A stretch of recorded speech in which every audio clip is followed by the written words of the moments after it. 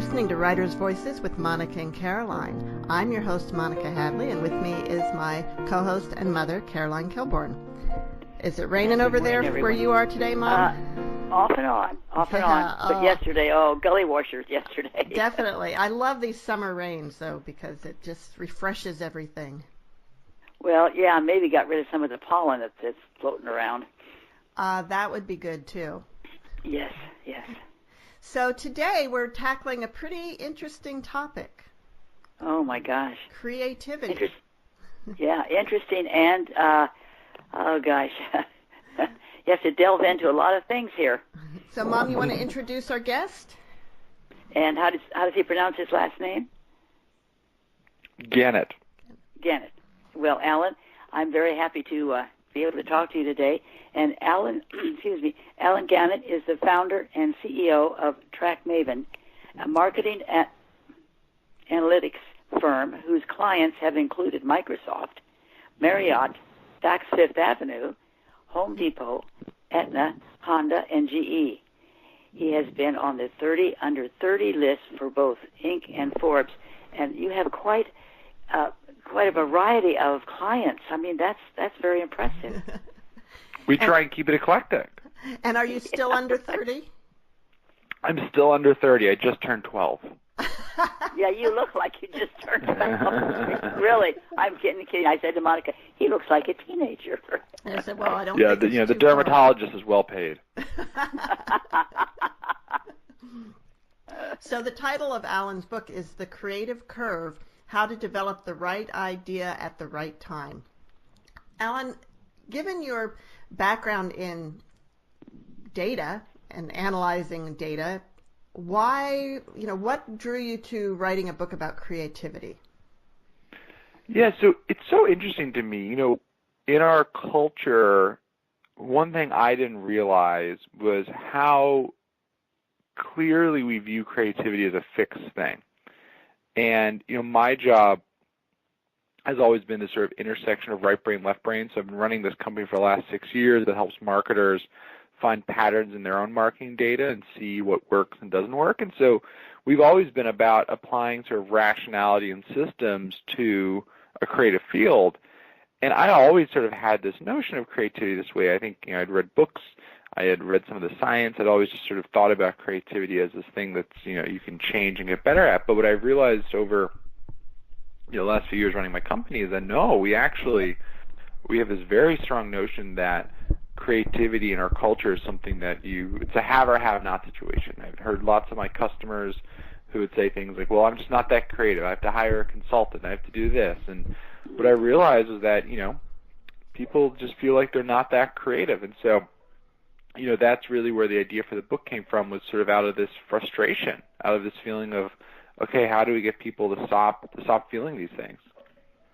It's interesting that I've always sort of observed that there's a divide in our culture between creatives and everybody else, and it's from both. I think it's both from people feeling like, well, I'm not creative, but also sometimes I've noticed people who think they are creative sort of lord that over other people.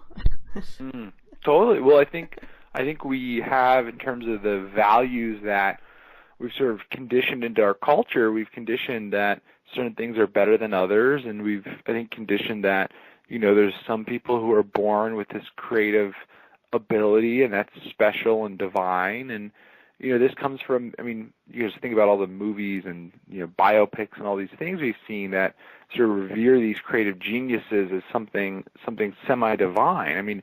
Mozart's one of the best examples of this. Mozart, yes.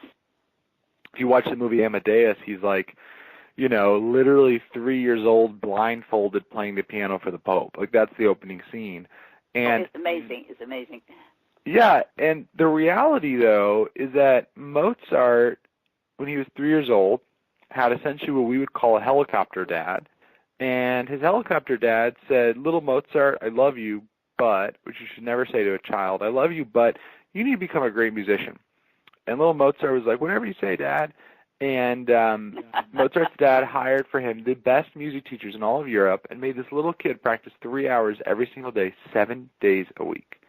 Oh. And then he didn't write his original music when he was 4 or 6, like the legend has it. He wrote his first piece of original music when he was 17. And you may go, well, that's pretty impressive. Except one, it's like not a very good concerto. And two, this is after 14 years of practicing 3 hours every single day with the best music teachers in all of Europe under the conditional love of a helicopter dad. So, like, these notions we have of these creators as these mystical things are really just sort of historical games of telephone, but they've very deeply impacted how we think about creativity and how we sort of view ourselves and how we view others in our culture. That's right. That's right. Well, and these myths take on a life of their own. Oh, yeah. I mean, Mozart, I think, is the funniest because there's this idea that he would compose music in his head. And this comes from a letter that was published in 1815 in a music magazine that was from Mozart describing his composition process.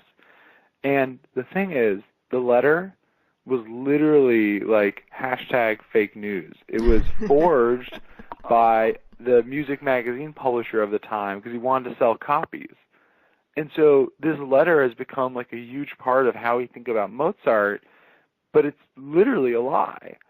And so we have these sort of fanciful notions of creativity that I think create a lot of negative impact on our society because it creates a lot of people who, A, either feel like they have something to lord over other people, or people who feel like they can't, even though they can if they have the right mindset. Mm-hmm. Now, how did you find out about this letter being a forgery? I mean, how did you must have taken a tremendous amount of delving into things to find out these bits and pieces. To debunk these myths. Yeah, so one of the things I think is so interesting is actually that we've been studying creativity for the last 40 years across neuroscience, psychology, anthropology, sociology. It's actually a very well-studied field, but the research has mostly stayed sort of within the academic sphere. And one of my goals of the book is it's not actually covering much, from my perspective, new ground. I think it's new ground for people. Like, I think people aren't familiar with this stuff, but the research, the truth behind a lot of stuff has been well covered. I mean, one of the famous stories of sort of creative genius is Paul McCartney waking up from a dream with the melody for Yesterday in his head. This is a told and retold story, and there are literally multiple books about this story, academic books, sort of interrogating the story and looking at it and studying it. So we actually have a lot of people who for years have studied this stuff, and the goal of the book was really to sort of write a Creativity 101 course that's very accessible. And so the first half of the book is sort of like a myth-busting, here's the science and history of creativity, but like the truth. And the second half of the book, I interviewed about 25 living creative greats, so everyone from, singer-songwriter, or not singer, but songwriting duo Pasek and Paul, who did Greatest Showman, La La Land, and Dear Evan Hansen, Jose Andres, the Michelin star chef, Kenya Barris, the creator of Blackish, Brenda Chapman, the first woman to win the Academy Award for Best Animated Film, Nina Jacobson, the producer behind The Hunger Games and American Crime Story. And what I wanted to do from these interviews was actually describe, well, okay, if what the science shows us that creativity is something you get better at, well, then how do you do it? And so from these interviews, I lay out 4 things that you can actually do to actually get better at your creativity based on those interviews. And so the book is meant to be accessible. It's meant to be, a sort of an easy way to sort of consume the last 40 years of sort of knowledge around creativity and creativity science. So you do get into the neuroscience aspect of it too. Why our Totally. brains do certain things and why why it's so easy to believe the myth of creativity as divine inspiration and you get this, flash that's from who knows where, but it really was your brain working on things sometimes for a long time without you even knowing it. Totally. But yeah, so yeah. this is one of the things that people, when you start talking about creativity as a process or as a system, one of the buts you get is, but what about aha moments, right? What about sometimes you just have that inspiration? It's sudden. It comes out of nowhere.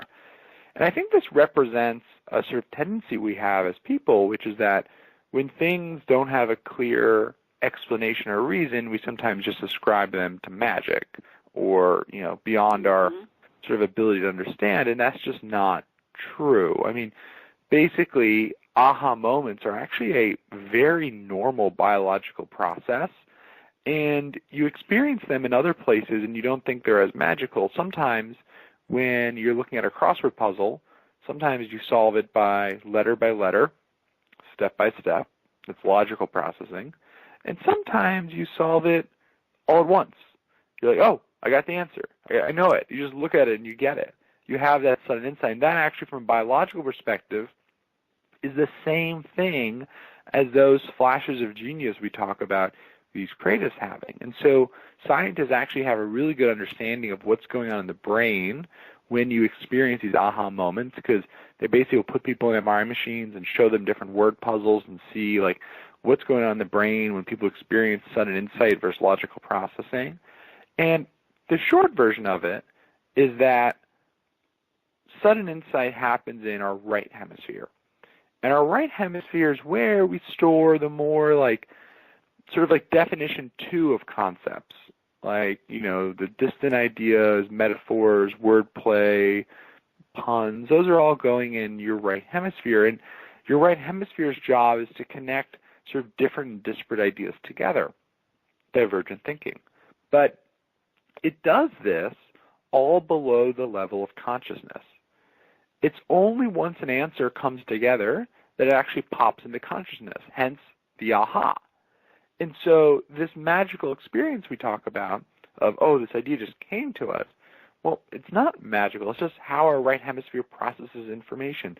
The analogy I like to give is that your left hemisphere is like that loud lab partner in college who's like, he's smart, but he's broy. He's captain of the lacrosse team, and he's talks about every step. He's like, let's do this, and then this, and then this, and look, we got the answer. And your right hemisphere is the sort of dorky, quiet, but smart lab partner, and he's looking at it. He's like, okay, let's do this, and then this, and this, and hey, we got the answer. And if the loud lab partner is too loud, you can't hear your right hemisphere. And so this is why you experience these aha moments in the shower or when you're running or meditating, is that you actually have to have your left hemisphere, your loud lab partner, kind of be quiet. And so these aha moments, we know a lot about how they work and why they work. And one of the things I talk about in the book is that the thing that scientists say is most important to having more aha moments, other than making time for peace and quiet, the most important thing is to have prior knowledge, is to actually have dots to connect, to have the electricity for your light bulb moments. You need to actually have ideas in your right hemisphere if you want your right hemisphere to do work. And so, we talk about Paul McCartney having these epiphanies, but the reality is he had, played in a cover band for years. He grew up in a musical household. J.K. Rowling, we talk about being hit with the idea for Harry Potter, but we forget that she grew up in this household where she would, to get away from her parents fighting, she would close the door and read books and books and books and books. And college, she had all these library fines. She had so many books out. And so the things that were percolating in their right hemisphere were not, nothing. It was music. It was books. It was characters. So when they have aha moments, those are the things they dream about. Those are the things they connect. That's not shocking. That's not magic. That's actually pretty logical. I've always been puzzled about sometimes new writers. Most writers, as you mentioned in your book, are voracious readers. But occasionally I run into somebody who says, well, I don't want to read anything in the that's at all similar to what I'm writing. Like if they're writing fantasy, I don't want to read anything because I want to be original. Well, and this is one of the things I think is so interesting about the difference between aspiring creators and creative achievers. So aspiring creators have these notions of creativity and they tend to intertwine it a lot with originality, with newness.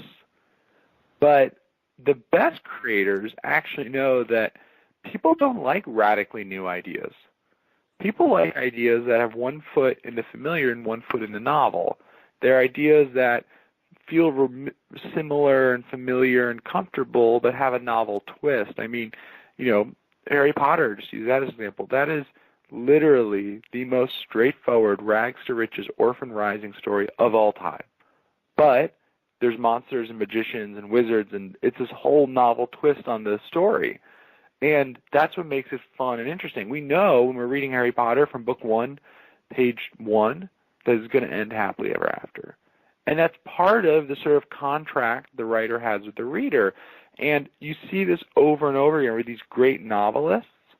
They are very comfortable with the idea that they're creating their own novel twist, pun intended, on a concept that's been done before. I mean, Kurt Vonnegut famously, when he was younger, tried to get a master's degree in anthropology, which he didn't complete because he said, quote, "I didn't realize how stupid primitive people were," unquote.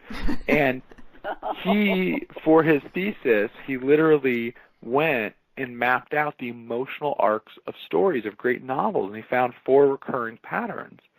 And this was a foundational experience for him. And so I think this is one of these big sort of misunderstandings people have. People think creativity is about creating radical newness, but you wouldn't want something that's radically new. You wouldn't want to watch an 8-hour movie with no protagonist. Like, ugh.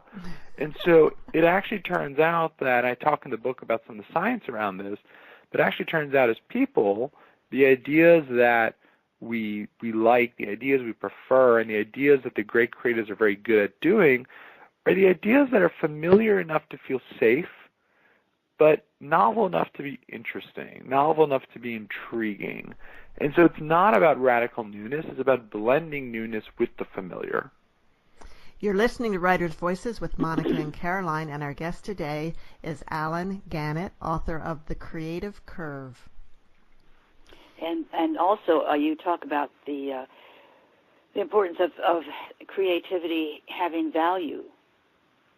Yeah, so, sometimes when people talk about creativity, they talk about it almost in, opposition to the idea of recognition or commercial viability or any of this stuff. And the issue is that there's 2 types of creativity.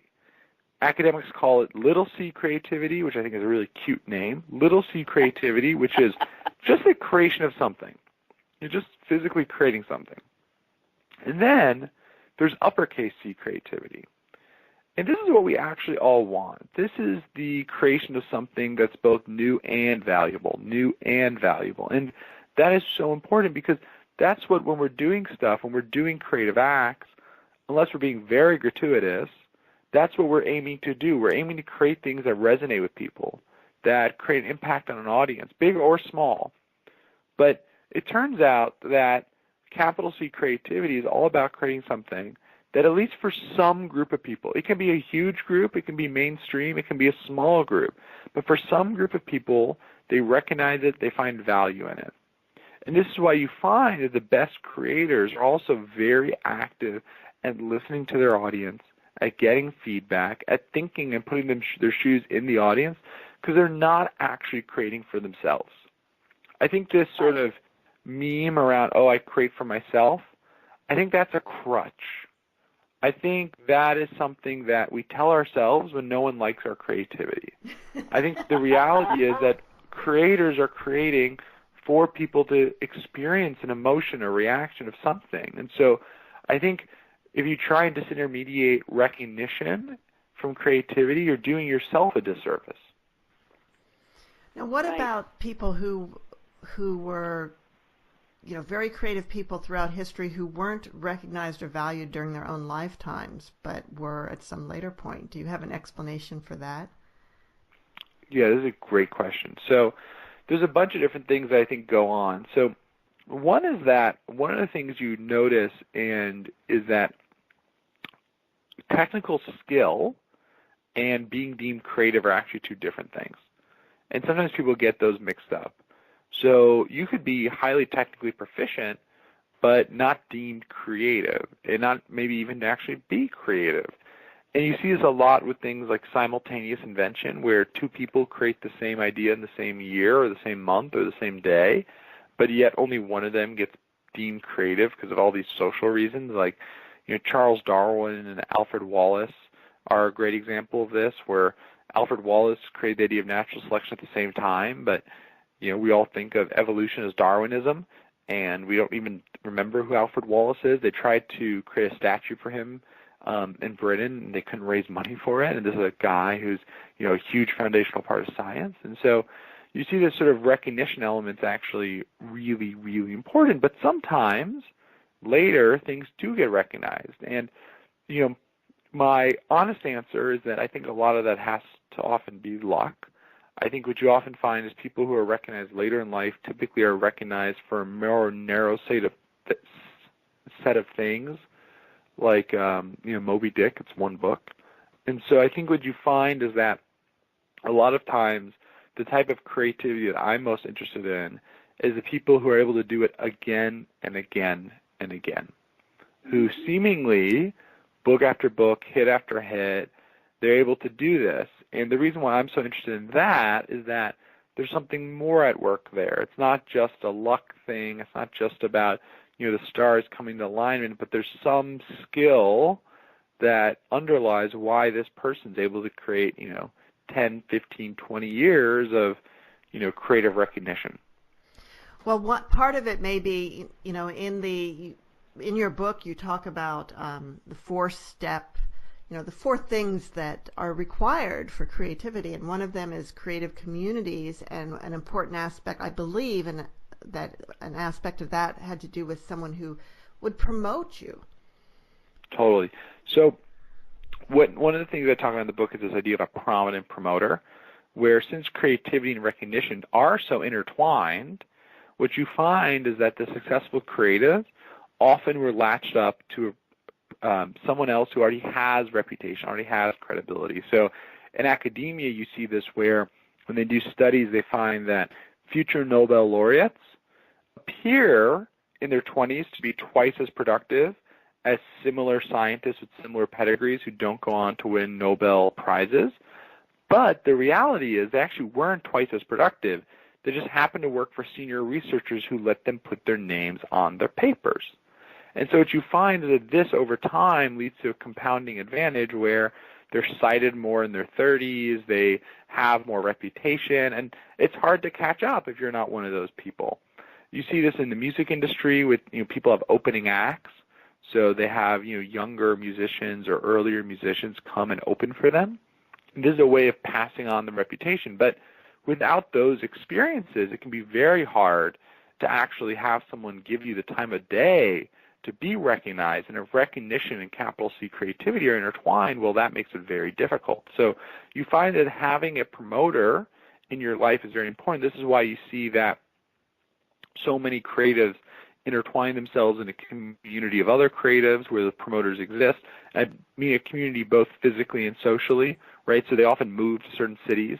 You think about the beat poets all living, somewhat near each other. This is part of the creative process. Part of the creative process is the social dynamics of it, not just the, going to a writing cabin and writing a book.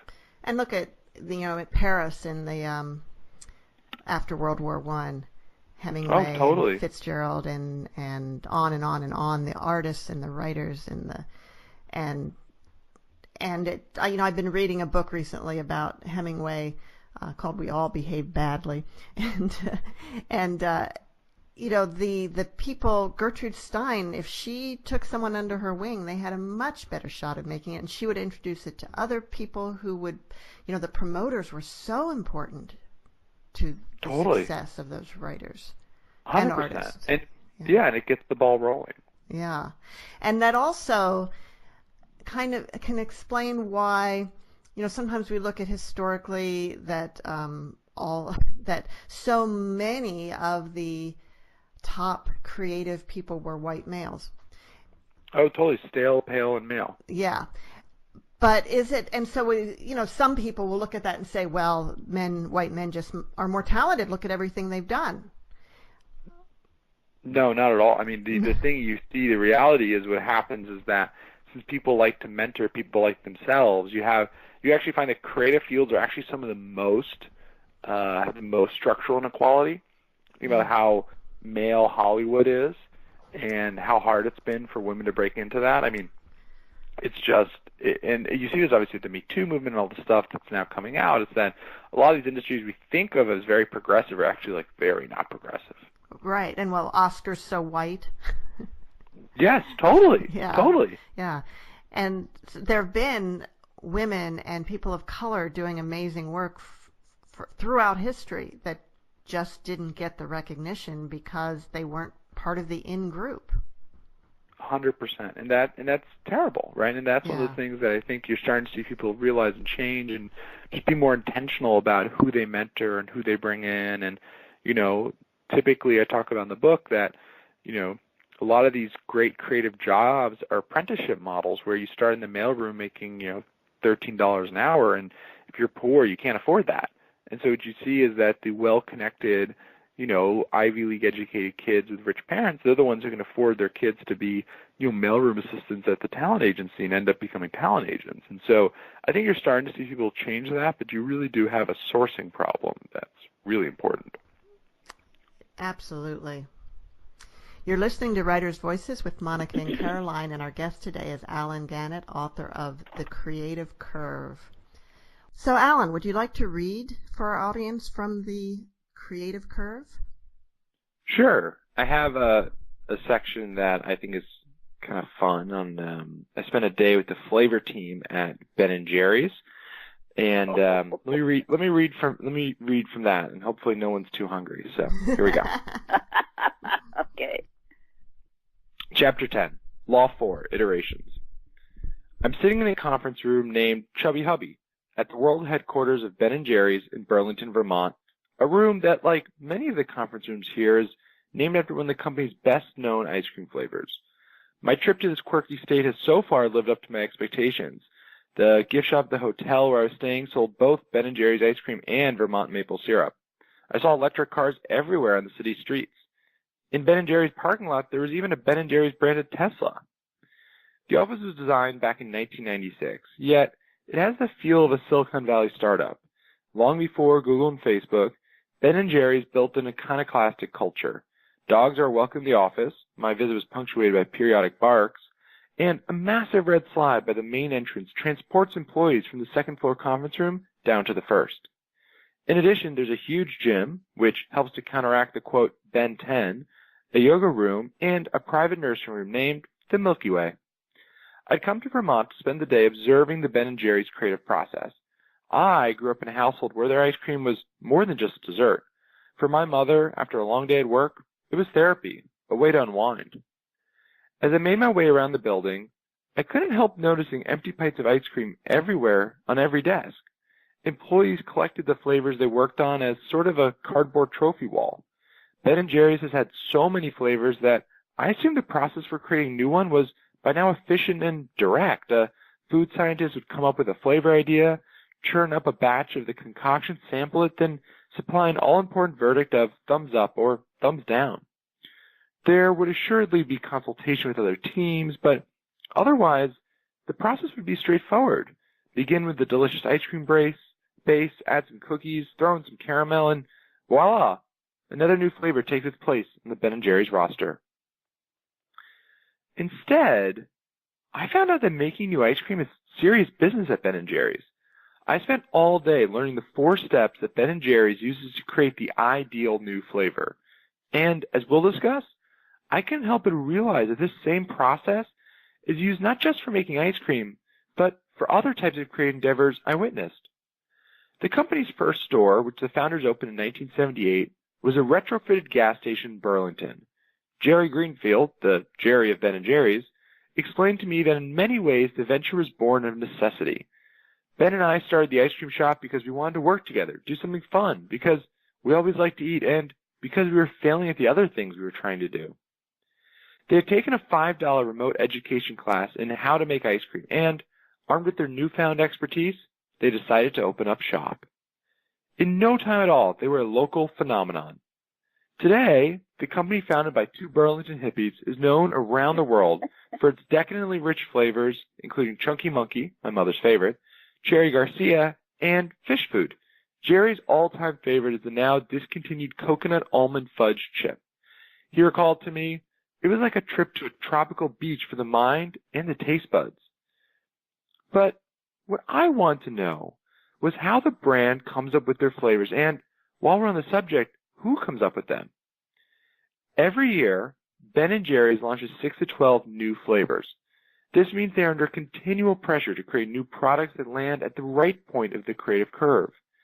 But how had they operationalized this within their business? It turns out they had devised a repeatable system for achieving the vaunted sweet spot, pun very much intended, of familiarity and novelty. When I probed more deeply, I was introduced to a few individuals who may have the best job in America, the Ben & Jerry's flavor gurus. Oh, boy. Thanks, Alan. So what I'm really curious about, 6 to 12 new flavors, do they retire that many every year, or do only like one or two of them stick? Yeah, so they actually retire a whole bunch of flavors every year, and they literally have in the grounds of the factory, they have the flavor graveyard, where they literally have these tombstones, of course made of Vermont granite, of the old flavors. And so you can see the flavors, and there's some sad ones there that you probably wish were real, like they have, for example, popcorn and M&Ms, which unfortunately failed because when popcorn stays in ice cream, it gets soggy, they found out. But it took them actually making the flavor to discover that. Wow. Well, okay, but most of the flavors, when I go and look at the ice cream case of Ben & Jerry's, most of the flavors that are there are ones that have been there for a long time. I think Chunky Monkey and Cherry Garcia and American Dream Cone, and although maybe I'm out of date, but I don't notice that many new ones. Yeah, no, I think we need to get Mom, maybe you could help me here. We need to get you to eat more ice cream. There's about 36 to 48 Ben & Jerry's flavors on the shelf. And then they also have in the scoop shops, they have even more. They do seasonal flavors and all sorts of stuff. Okay, so yeah. Here's but the it's problem. Probably healthy that you aren't a huge Ben & Jerry's eater. This is probably a good thing. Well, I love Ben & Jerry's, but when I get a pint, because it's so good, I can eat a pint can last me about 10 servings. That's a very, very healthy thing. Yeah. We are glad for this. And also, I don't think my grocery store carries them all. That's probably. Oh. That's yeah. Probably We live the in. Thing. Yeah. Yeah. My grocery store has a very large ice cream section. I'm just going to walk myself out here. So, Alan, one of the things I was wondering is, how did you decide who to interview for this book? Because you have such a wide variation of creative people, from chefs to romance novelists to TV, creators to songwriters to professors, even a congressman. Yeah, I mean, basically the thing that I was looking for was people who were able to create hits multiple times. So, I think One Hit Wonders is probably an interesting book sort of tied to those people, but they're not the ones that I want to learn from, right? Because to me, that seems like, well, it could just be sort of, broken clock strikes the right time twice or whatever the saying is. And so for me, what was really interesting is, who are these people who, over their careers, have been able to create hit after hit in different time periods, some in very different industries. Like, those people are particularly interesting to me. And, what did they do? Because there must be something there, right? If you're able to have a 20, 30-year career in a creative field, like, it's not just luck. Right. And how did you narrow in, find those people? What was your research, or were these just people that you knew of from your work previously? So no, what I did was I created lists of the different categories I wanted. Like, for example, I wanted a stand-up comedian, I wanted a tech entrepreneur, I wanted writers, and so I basically created these different lists.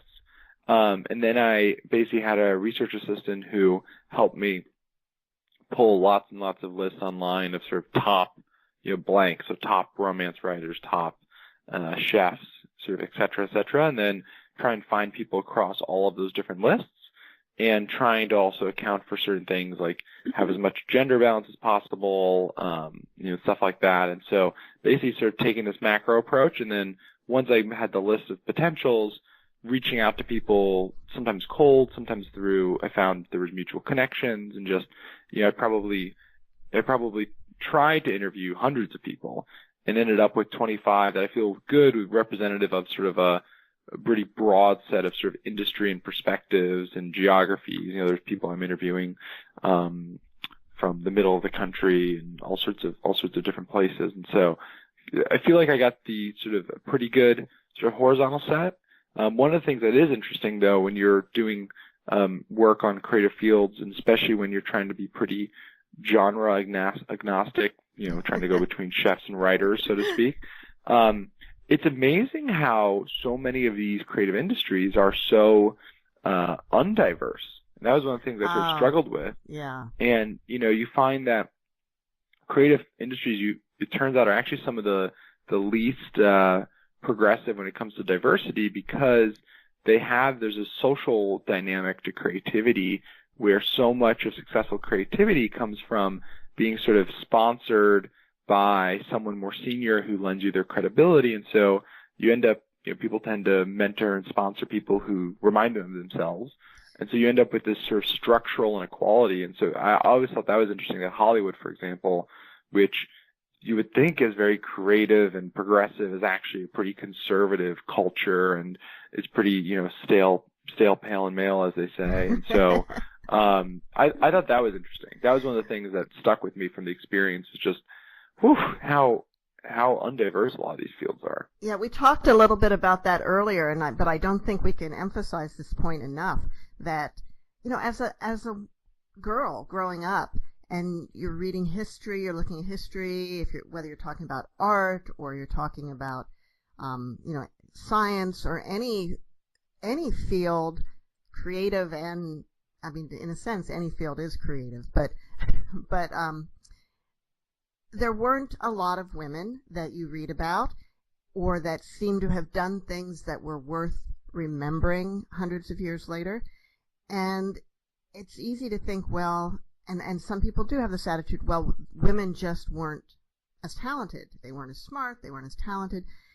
And ignore the fact that really they just didn't have the opportunities. Correct. I mean, one of the best examples of this, I think, is Mary Shelley, the novelist who wrote Frankenstein when she was 20. Yes. And she, in order to get it published, had to publish it under her husband's name, right? And it's like, and she went, the first edition was husband's name, second edition was just anonymous, and third edition, she actually put her name on it. But it's like, that would have been a death blow to the novel. And that, I think, tells you, all you need to know is that there is inherently, people don't just judge creative work by the merits. There's the entire sort of social dynamic and fabric around it, and that's a real thing. You call that, in your book, you call that the gatekeepers, right? Yeah. And what's interesting about, so the gatekeepers are the people who sort of signal to the rest of us, what are things that are going to become part of the canon, part of the domain, part of the standards, part of what's well regarded or not well regarded. And what's interesting is historically, the kind of concept of the gatekeepers seems sort of obvious, and, it's the record label executives, all that stuff. But it's actually, what's interesting is, the internet is making it more democratic, but it's not like a total democracy still. I mean, Spotify has definitely made things more democratic for independent musicians, but now the gatekeepers are the Spotify playlist curators. And, now you think about ebooks and Kindle, and sure, it's more democratic if you want to become a writer, but there are still gatekeepers. You still need to get that right blogger to review your novel. You still need to get that right person to pay attention. And so the gatekeepers are becoming more diffuse, but they're not going away. And as a consumer of creative output, we rely on the gatekeepers because there's so much out there that you can't filter through it all by yourself. 100%. It would literally be, you would just never make decisions. And so this is why you see creatives there's all sorts of stuff, right? There's, with books, there's the blurbs on the back of the book. It's a form of gatekeeper, sort of literally bestowing credibility onto something. With musicians, there's opening acts. And so I think this is such an important part of creativity. It's part of where the structural inequality comes from, but it's also part of where I think a lot of aspiring creatives get kind of messed up. Right. Where they're like, well, I poured my soul into this book. Why is anyone caring? And it's like, well, why should they care? Right? You have to help convince them. That's part of your job. And it's not fair. It's not right. Like whatever you want to insert phrase here, but it is true. Well, for Writers' Voices, it is true that, we do self-published authors. We do interview self-published authors, but it is easier for me when a book comes from Penguin or, a major publisher, because then I know that somebody else has actually read this book and thought it was worth something. And oh, totally. And yeah. And who's your publisher, by the way? Penguin. So there you go. This is part of what was interesting for me. Writing a first book, I run a digital marketing startup, and so people are like, why did you self-publish? And I was like, well, sort of when you're writing a book in creativity, you sort of quickly realize that the social dynamics of creativity are pretty important. And so especially for our first book, having a mainstream publisher to me was important because I wanted people to have that momentary instance of saying, okay, let me take a look at this. And it's been very much true. But that to me is interesting, where that's different from the quality of the work, right? That's a distinct thing. It's related to the quality of the work, but I could have written the same book without the help of the publisher. But that has opened a lot of doors when marketing it or selling it or even just distributing it, obviously. Mm-hmm. Right. Because there's only so many hours in the day for the people who would buy or put your book on the shelf. And if it comes from a major publisher, again, they know that somebody else has done that curating process for them to know that there's some value there. Because a self-published book could be the best book in the world, or it could be total yuck. Yeah. And it's interesting now, you see, I spent a bunch of time with Kristen Ashley, who's, depending on the year, the best-selling romance novelist. And, she was so interesting. She started as the sort of ebook, I think the New York Times called it the ebook queen. And, now she also has traditional published deals, and she does both. And I think it's just generally interesting seeing how the sort of the Kindle and the ebook movement has really reshaped writing. But it hasn't completely destroyed the publishing industry, right? The publishing industry, hardcover book sales are up. Indie bookstore sales are up. And so I think generally we're getting to a moment where people are reading more again, which is good. Yes. But I don't think it's completely, we're not starting from an entirely new place. We've talked to authors, some of whom started self-publishing because they either didn't want to spend the time to try and find an agent and a publisher, and then and had some success with their books and moved to traditional publishers after they proved themselves in e-publishing. And then we've talked to authors that started with traditional publishers and moved to self-publishing because they built up a reputation with the traditional publishers that people would buy their books even if they weren't through a traditional publisher. Totally. So it goes both directions. in my market, Seth Godin, who's a popular sort of marketing writer, he did this. He was he moved to sort of quasi self-publishing. He didn't imprint with Amazon because he had the reputation. Right. He had the audience. He had a super popular blog. He had 600,000 Twitter followers. He was able to do that. And so, that's one of the things I think for creatives what's exciting about digital is that so much more than ever before, you're able to own your audience very literally, right? You own your email newsletter. And I think that's very exciting for creatives. That's a big sort of change in innovation and helps give creatives, I think, more power. And that's both more practical power, but also importantly, economic power. Right. And, because if you have that option of, hey, well, I'll just self-publish. And if you have 500,000 people in your newsletter subscription base, like you can do that and make a real living. So. But, I think you're right that with book publishing, we seem to have found a balance with e-publishing and traditional publishing that both can be very successful, and the traditional publishers and the traditional bookstores are healthy. They're not going away. Yeah. It seems like in music publishing it's been a little trickier. And music's interesting though, because music is still going through sort of a transformation, but now you see that for some of the record labels, Spotify is the plurality of their revenue when it comes to recordings. And you see, musicians have found new ways. Like if you ever go to a concert now and you look at the ticket options, there's like 17, and one of them is like, the VIP meet and greet, and there's another one's the VIP meet and greet plus photo, and there's all these new ways that people are learning to extract revenue. And I think that to me is what's interesting, is that these things are messy and it takes a while to figure them out, but I think we are figuring them out. You see this obviously with celebrities are now have, iPhone apps that are super popular and making lots of money. And so I think things are changing, but I think sometimes we in creative fields tend to overestimate the fear of, overestimate change and are too fearful of it. I mean, the reality is that, people are always going to want creative products, and there's always going to be demand for them, and how we monetize it's a separate question. And, obviously I think with books, we've started to figure it out pretty well, right, which is right. exciting.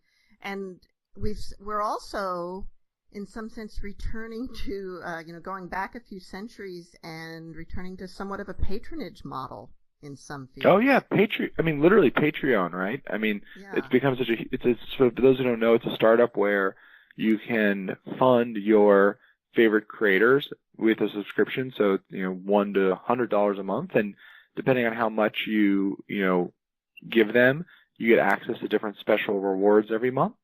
And, a lot of digital creators do this, like YouTube creators, and they make a real living off it. And, that to me is pretty cool and exciting, because that's giving power to the consumer and the creator. And it's, disintermediating these ad networks and some of these other, platforms. And I think that's really cool and really exciting. And you're seeing now Facebook's experimenting with a Patreon competitor. And so I think you're going to see more and more interesting innovations like that. You're listening to Writers' Voices with Monica and Caroline, and our guest today is Allen Gannett, author of The Creative Curve, How to Develop the Right Idea at the Right Time. I was interested because in this book, because you have so many different people and follow how they did things, like Darwin and Paul McCartney. I mean, it isn't just people, it's famous people. And I'm just wondering how in the world you found out all these things. So it was fun for me. Part of the process of doing a book like this is just, inherently you get to be very curious, and you get to spend a lot of time learning about a lot of things. And so, that's one of the things when people ask me about the book writing process, I always recommend it, because you get the time to focus on one topic, right? This book is about creativity, but since it's 3 years of research and interviews, I got to look at it from lots of different dimensions and different things and take my time with it. And so, it really was a labor of time more than anything else. And I think that was one of my lessons from just my own creative process was, I look back into the different variations of the book over time, and God, the early versions were so bad. And I think that to me is one of the chapters of the book is about iterations and about sort of how all writing is rewriting and all creative processes are in the sort of the fine tuning of it. And that to me was interesting, just experiencing that while writing a book about creativity. Well, Allen, did you take any time off from your day job to write this? I did. I took 1 week off, the week that the manuscript was due, but otherwise this was basically my Sundays became writing days, and then some evenings and plane rides and stuff. But it took a while as a result. But it was fun, and I think it was one of the benefits of writing a book as a young guy with no kids. And, this was my baby. And are there going to be more children? Hopefully. I loved it. Was definitely really fun. I'm like, it's one of those things where I think I could probably use a break from writing for a while, because it's a lot of time.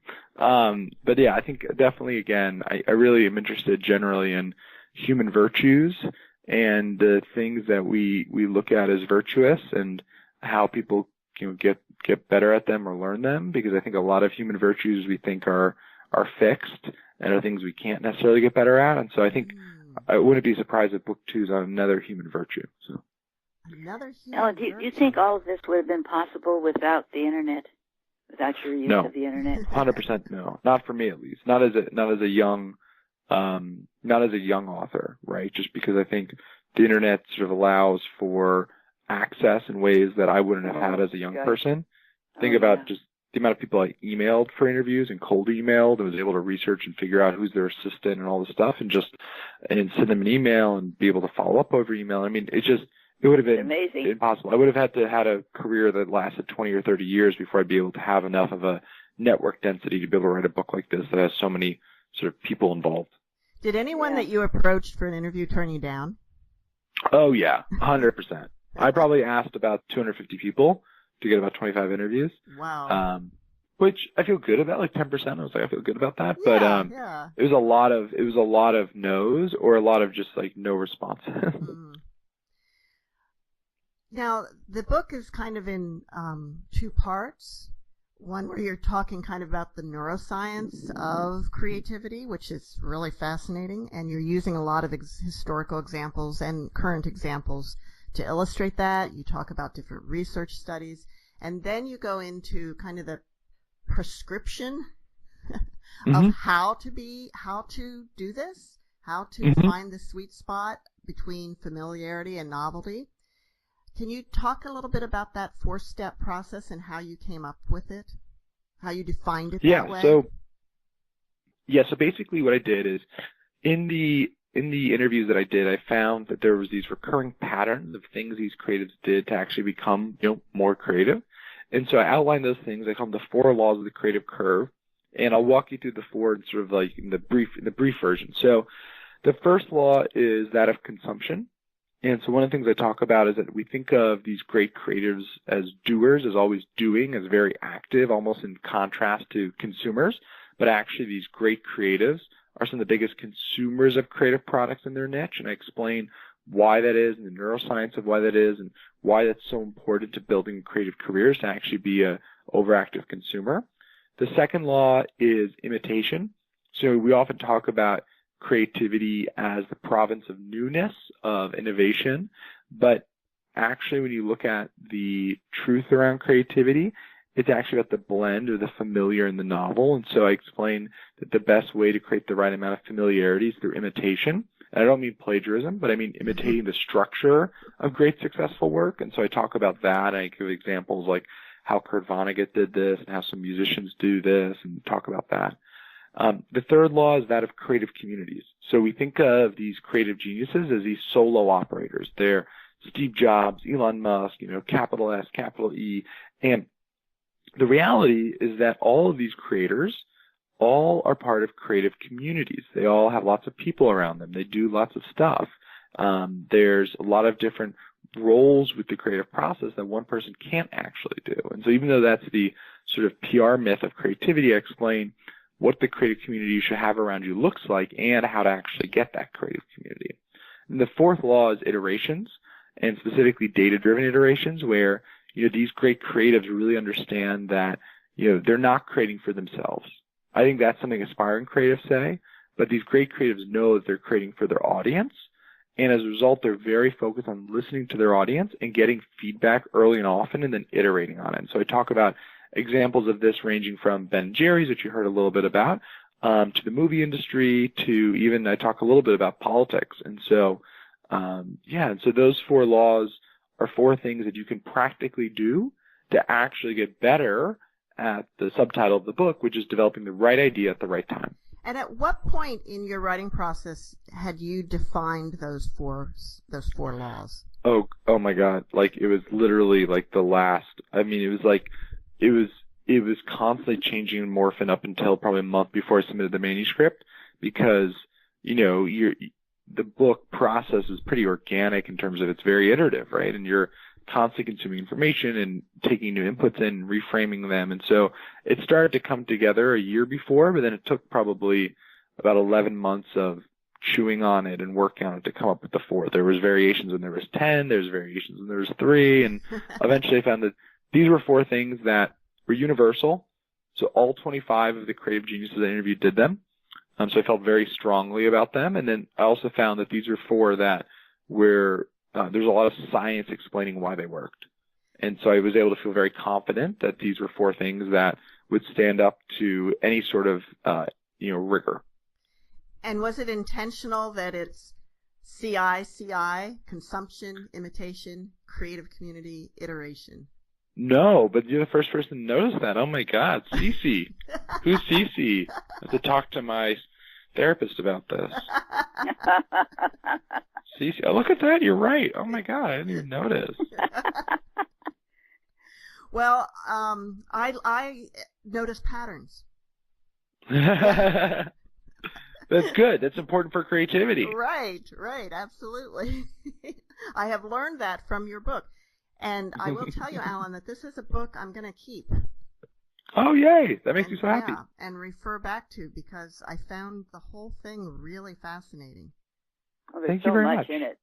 So much in it. Yeah. Well, it's been a great pleasure having you on Writers' Voices. Do you have any final words of advice for the aspiring writers in our audience? Oh my God, yes. The big thing I'd say to anyone who's aspiring to be a writer is, 1, view it as a craft. You're going to get better at it, but it's going to take a huge amount of work. The second thing is there's a mindset shift that I think you need to do. And the mindset shift, I think, especially for writers, is so many writers talk about writer's block and being visited by inspiration and the muse and all this stuff. And the thing I can tell you is that if you just wait and you bang your head against the wall, you're not going to get there. What you find is that these great writers, I talk about them in the book, ranging from, Kurt Vonnegut to people like Ben Franklin, who wrote this autobiography we still read today. They were not people who just banged their head against the wall. They were very thoughtful. They were methodical. They intentionally went about becoming better at their creative processes, and they didn't, chalk it all up to divine inspiration. And so if that's what you're waiting for, I think ultimately that is kind of actually an excuse.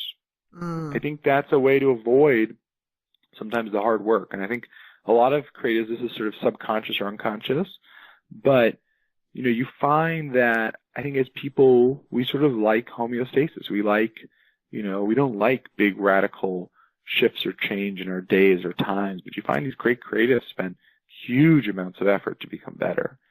And that to me is actually an inspiring story, because it's the story that anyone can do this, but it is also a story of hard work. And so I'm not arguing at all that it's easy, just because I'm saying that there's some method to it. I'm just saying that there is some practicality to it, but it is incredibly difficult. Well, thank you, Allen.